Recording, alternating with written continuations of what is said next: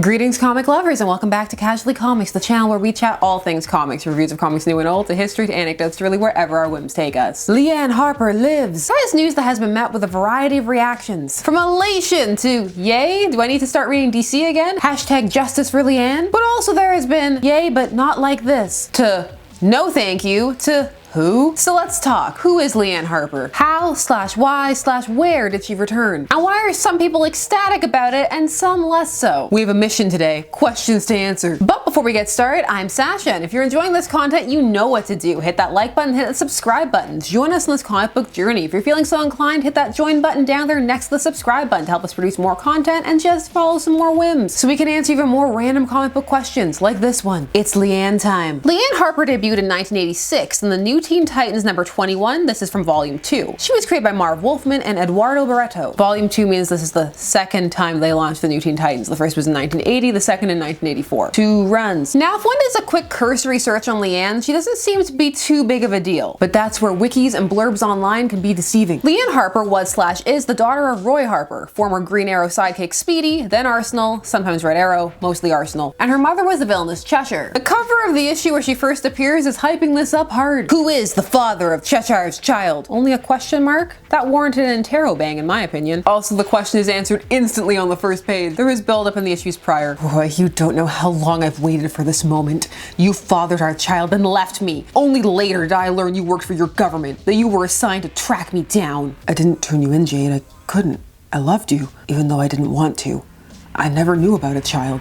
You never told me. Yes. They're spilling tea on both sides. This issue is a really solid one and works through a lot of things, like both characters feeling their alternate lives have kept them apart. Jade going from not even wanting Roy to see his daughter to eventually letting him see her. Her name is Lian, the graceful willow. This for a time would be the only Lian sighting, but Roy wanted to see his daughter on her first birthday no matter what. So that truck that's backing up. He was also concerned about his daughter being raised by Jade while she's still living her life as an assassin. Action Comics Weekly is where Roy and Nightwing confront Cheshire, with 618 from 1988 being the conclusion that sees Roy and Lian reunited, and Roy ends up assuming custody of Lian, which he's thrilled with, and Jade ultimately comes to feel is better as well, though the two have a cordial enough relationship, though of course they're on opposite sides. Lian vanishes for quite a bit after that, reappearing in Batman plus Arsenal in 1997. Aside from the Arsenal mini from 1998, which really should have made Jade question whether leaving Lian with Roy was a good idea, the series where much of the fondness for Lian can be traced back to is from 1999's Titans, or rather, The Titans. It's DC, you gotta have that determiner in there. The Titans is not quite as fondly remembered as the New Teen Titans from the 80s, but in many ways this series introduced a lot of lasting for a time elements. One of those was the fostering of Lian as a secure supporting character. During that series, she grew from being a prop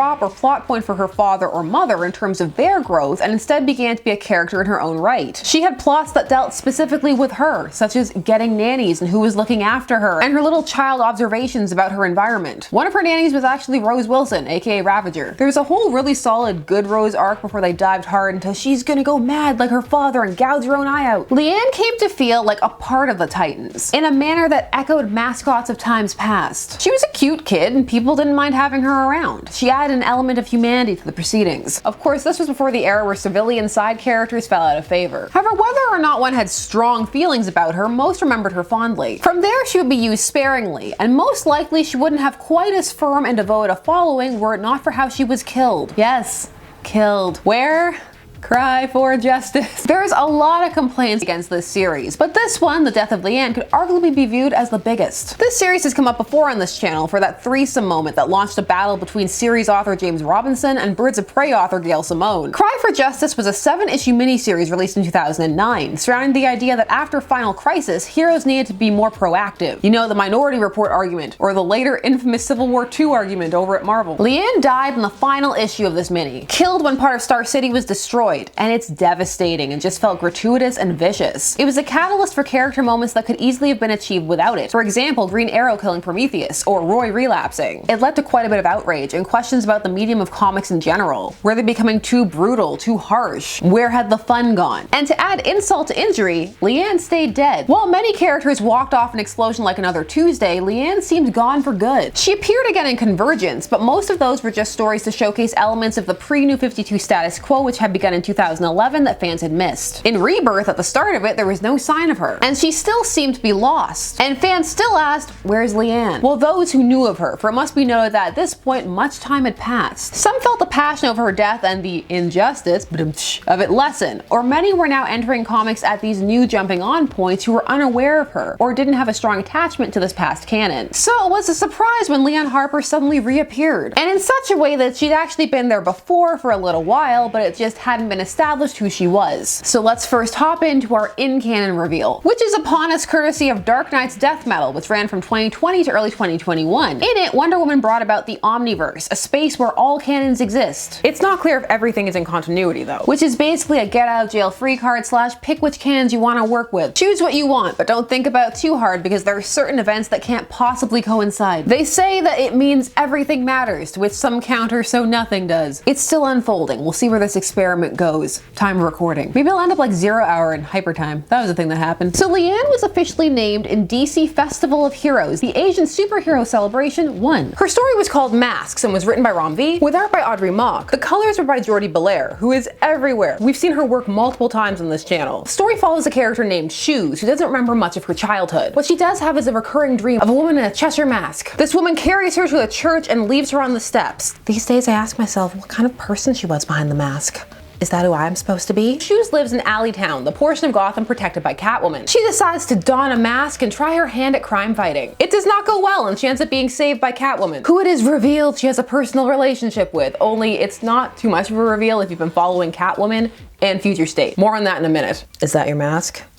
It was just a stupid idea. Selena unmasks to talk to Shoes about finding herself and to not be in such a hurry to grow up. She's taken her under her wing as she has some of the orphans in the area. The story ends on the sun rising and the promise of more Cheshire Cat in the Catwoman comic. She is fully named as Lian Harper in the bios at the story's end, where her first appearance is given as Catwoman 25, which is the first appearance of the Shoes character, who we now see become Cheshire Cat, who is a part of Selena's crew during the train heist in Future State, which seems to be the direction that DC Comics is headed at the time of this recording. So now, to the reactions. Some were thrilled to see Lian alive and well, and expressed a sentiment of finally, took you long enough. However, it was not all met with unquestioning positivity. Some were not thrilled at what they felt was missing the opportunity to see Lian grow up, or to have her brought back again as a child, similar to how many were displeased with the aging up of John Kent. Some felt that it was a missed opportunity, or messed up the already skewed age scales past a point that they could suspend disbelief, while others felt more of a just go with it, accept it, let people have nice things. Both are just different ways to enjoy things. And for those invested in interconnected canon, these questions make sense, and will still be asked in spite of the Omniverse, and the Omniverse should not be used as a way to silence questions. They are still there, regardless of what verse we're in. Others aren't thrilled at them taking Lian down the anti-hero path, as Lian was a girl raised by heroes, surrounded by them, and there were many stories to explore there, and while potentially her striking out on a path similar to her mother's could be an interesting plotline, some felt that the way it was introduced here was cliche or well-trodden territory that didn't need to be explored again, and that there's potentially something more interesting to be done with her original backstory. Others feel that her being made Lian seems to be a bit of an afterthought, like, oh, which character could we pick to make Lian Harper? So there are some who are waiting to celebrate till they see what happens. If it's bad, please take it back. We've got disappointment at home. It must be noted that Shoes / Cheshire Cat can engender and already does have a separate fan base who are not connected to her past as Lian, or are not connected to it outside of a tangential or referential way. So when you became a fan / your breadth of knowledge and investment in past lore can and will impact how you feel about this reveal. Heck, you could be an old school fan prefer this. Different strokes for different folks. But that is the return of Lian in a nutshell. Are you excited about the return of Lian? Do you like Shoes as a character? These nicknames for the Alleytown kids. Shoes, Skidmark. Please, some better names for the Alleytown kids. Again, how do you feel about things seemingly hurtling towards Future State? Tell me everything down below. While you're down there, please do all the YouTube things. Like, share, comment, subscribe, and hit that bell notification so that you never miss a vid. Thanks so much for taking some time today to spend discussing comics with me. I always appreciate it, and I will see you again soon. Bye-bye.